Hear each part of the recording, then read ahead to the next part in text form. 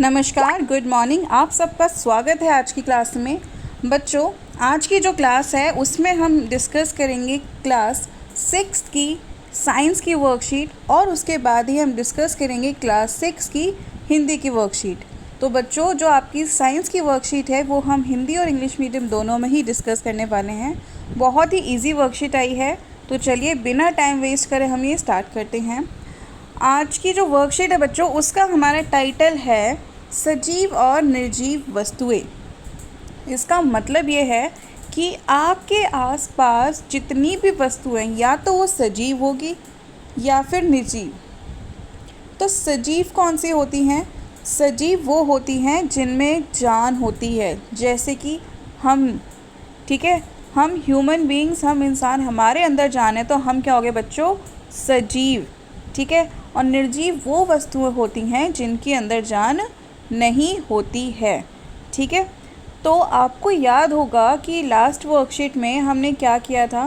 Last worksheet में हमने किया था कि आपको एक टेबल बनानी थी, आपको 10 चीज़ों के नाम लिखने थे जो आपको इस स्कूल में और पुराने स्कूल में कॉमन थी, सेम चीज़ें थी, जैसे कि किताबें, अध्यापिका, कक्षा, ये सब हमने देखा था। अब आपको क्या करना है, उन चीज़ों को सोचना है और साथ में कुछ और चीज़ें ऐड करके सभी सजीव और निर्जीव वस्तुओं के नाम लिखने हैं। देखते हैं कैसे। देखिए, यहाँ पे आप देख सकते हैं कि 2 टेबल बनी हुई हैं, सजीव वस्तुएं और निर्जीव वस्तुएं। तो बच्चों, जो सजीव वस्तुएं हैं जिनके अंदर जान होती है, जो जीवित होते हैं, उनको हम कहेंगे सजीव वस्तुएं, और जो जीवित नहीं होते उन्हें हम कहेंगे निर्जीव वस्तुएं। तो बच्चों, सजीव में देखो मक्खी हो गई, और उसके अलावा आपको एग्जाम्पल लिखने हैं। तो पौधे, चलिए पेड़ लिख देते, पेड़ पौधे कुछ भी लिख सकते हैं।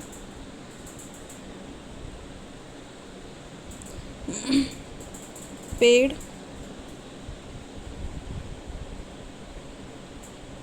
ठीक है। और कौन सी सजीव वस्तुएं हैं अपने आसपास? चिड़िया, ठीक है। इंग्लिश मीडियम वाले पेड़ में लिखेंगे बच्चे ट्रीज़, बर्ड्स, ठीक है। और फ्लावर, फूल, और फल, फ्रूट,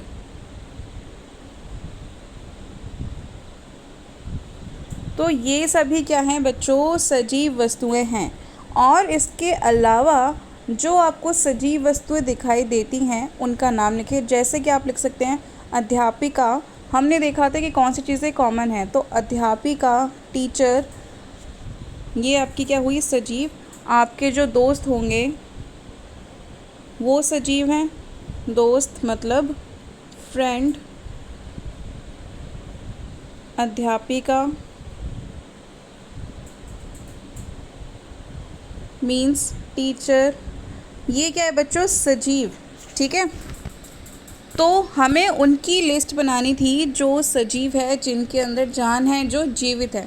तो हमने देखा हमारे आसपास जो पेड़ पौधे, फल फूल, चिड़िया, मक्खी, ये सभी क्या है बच्चों? सजीव हैं, ठीक है। आपको कई बार स्कूल में या कहीं पे आसपास छिपकली भी दिखाई देती होगी, तो वो भी लिख सकते हैं आप, वो भी सजीव ही होती है।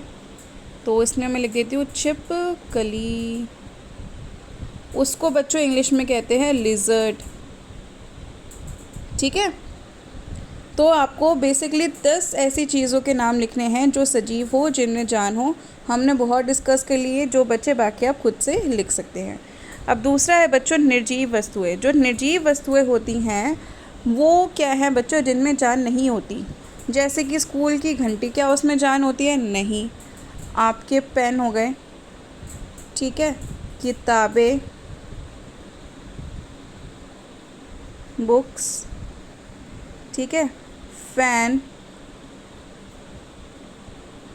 पंखा, इनके अंदर बच्चों क्या होती है? जान नहीं होती। ये क्या होती है? निर्जीव वस्तुएं, ठीक है।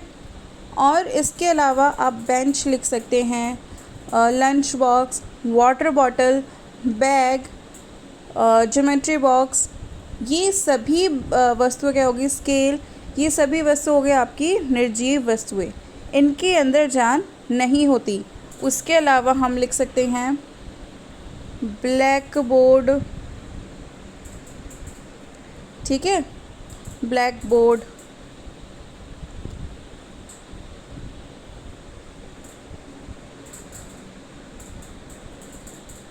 तो बच्चों आज की जो वर्कशीट थी साइंस की, विज्ञान की, उसमें हमने देखा कि हमने कुछ वस्तुओं को सजीव में रखा और कुछ को निर्जीव में। सजीव वस्तुएं वो होती है जिनमें जान होती हैं, जो सांस ले सकते हैं, ठीक है। जो निर्जीव वस्तुएं वो होती है जिनके अंदर जान नहीं होती है। सजीव में हमने पेड़ पौधे, फूल, मक्खी, पत्ती इत्यादि को रखा और निर्जीव में स्कूल की घंटी, bag, books, pen, geometry box, इन सबको रखा, ठीक है। चलिए इसके बाद हम हिंदी की वर्कशीट आपकी डिस्कस करते हैं। बच्चों हिंदी की जो वर्कशीट है उसमें आपका अपठित गद्यांश है, मतलब आपको एक अनसीन पैसेज दिया गया है, उस अनसीन पैसेज को पढ़ के आपके नीचे जो क्वेश्चंस दिए गए उसके आंसर करने हैं। तो चलिए पैसेज पढ़ते हैं। भारत एक महान देश है, यहाँ जन्म लेने के लिए सभी लोग उत्सुक रहते हैं। जो भारत है वो क्या है बच्चों, महान देश है और यहाँ पे जन्म लेने के लिए सभी उत्सुक रहते हैं। लेकिन क्या आप जानते हैं भारत को भारत क्यों कहा जाता है? इसका नाम भारत कैसे पड़ा बच्चों? हमारे देश को यह नाम महाराजा दुष्यंत के प्रतापी पुत्र भरत के नाम के कारण मिला था। महाराजा दुष्यंत थे, उनके जो पुत्र थे उनके पुत्र का नाम था भरत। क्या नाम था? भरत। आपने महाभारत में भी सुना होगा भरत, तो इस भरत से नाम आया बच्चों भारत, ठीक है। हमारा देश, हमारा जो देश है बच्चों उसमें बहुत सारी भाषाएं हैं, धर्म है, वेशभूषा है, लेकिन इतनी विभिन्नता होते हुए भी हम सब क्या है बच्चों, एक। हम सब एक हैं, हम भारतीय हैं तथा भारत की अनुपम संस्कृति के सच्चे उपासक हैं। छोटी सी आपकी अपठित गद्यांश था। चलिए इसके प्रश्न उत्तर डिस्कस करते हैं। पहला है, आपको अपने देश की कौन सी बात अच्छी लगती है वो लिखिए। तो बच्चों आप लिख सकते हैं कि हमारा देश क्या है, आप मतलब जो हमें अच्छी लगती है वो है कि उसके अंदर बहुत अनेक धर्म, अनेक भाषा और वेशभूषाएं हैं, लेकिन हम सब एक हैं। तो मुझे अपने देश की ये वाली बात बहुत अच्छी लगती है। यहाँ पे अलग अलग धर्मों के लोग पाए जाते हैं। भारत को यह नाम किस कारण मिला? तो बच्चों भारत को यह नाम महाराजा दुष्यंत के प्रतापी पुत्र भरत के कारण मिला था, ठीक है।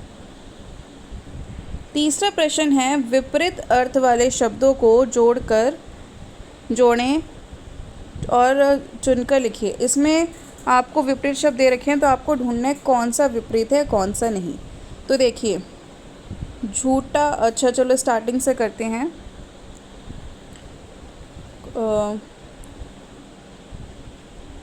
देखिए देश, पहला है देश, यहाँ पे लिख देते हैं देश, और उसका विपरीत क्या होगा? विदेश। तो हमने ये दोनों ले लिए, देश और विदेश। दूसरा है मृत्यु। बच्चों मृत्यु का अपोजिट क्या होगा? जन्म, जन्म। तो हमने ये दोनों भी ले लिए। फिर तीसरा है राजा, उसका विपरीत होगा रंक। राजा का क्या होगा? रंक, ठीक है। अब बचा सच्चा, सच्चा का क्या होगा बच्चों? झूठा, और अनेक का एक, ठीक है। सच्चा का झूठा, सच्चा का झूठा और अनेक का एक। तो ये हो गया हमारा थर्ड क्वेश्चन जिसमें हमने विपरीत शब्द के जोड़े बनाए। देश, विदेश, मृत्यु, जन्म, राजा, रंक, सच्चा, झूठा, अनेक, एक, ठीक है। तो चलिए आगे देखते हैं। क्या ऊपर चित्र को देख के बता सकते हैं कौन सी इमारत है? इसके विषय में 5 पंक्तियाँ लिखें।